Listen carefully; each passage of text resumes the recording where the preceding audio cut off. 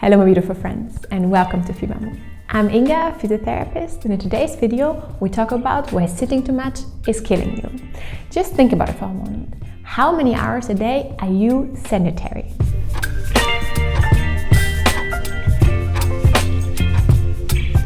At work, sitting during your commute, either if it's in the car or on public transport, if you sit down to eat, to read, also of course to be on your phone or to relax, watch TV or play your Xbox.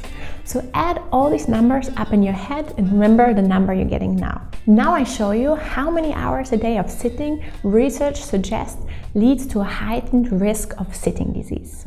A low risk indicates sitting less than 4 hours per day. So if that's you, that's great. A medium risk indicates sitting from 4 to 8 hours per day.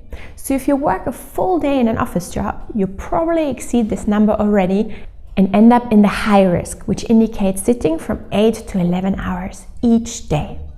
You have a very high risk when you sit more than 11 hours per day. Interestingly enough though, studies have found that the average American spends plus 12 hours sitting each day, so having a very high risk of sitting disease.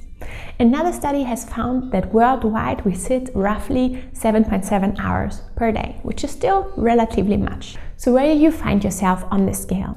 Are you at high risk, maybe even at a very high risk? So and what is the sitting disease?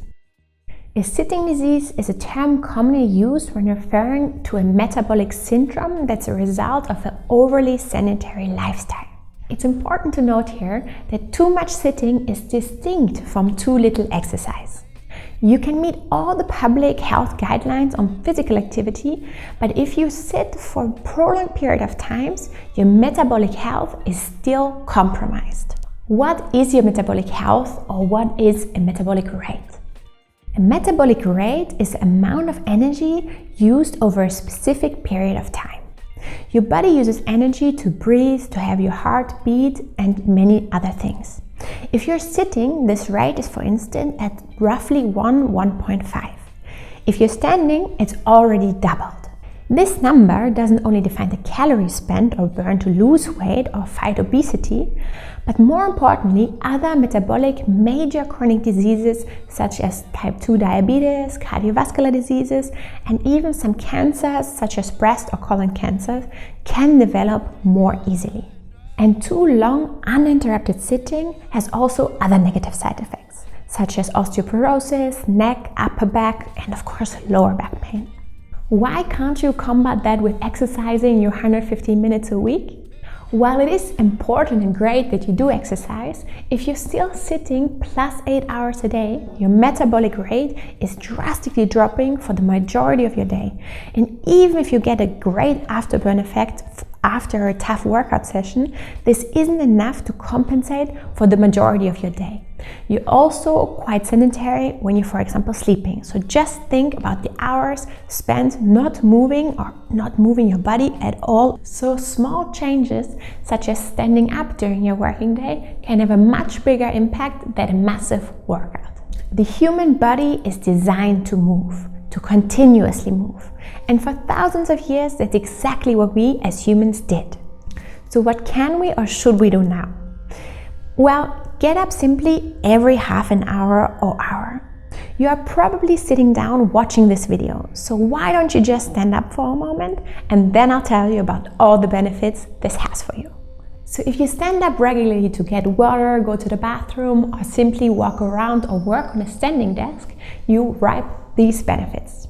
Firstly, your postural muscles will thank you. Sitting makes your hips very tight, which can in turn affect your posture and your balance. When you stand, your abdominal muscles are tensed and tightened automatically, and your body needs to work against gravity. So you get a stronger midsection, and this also helps reduce back pain.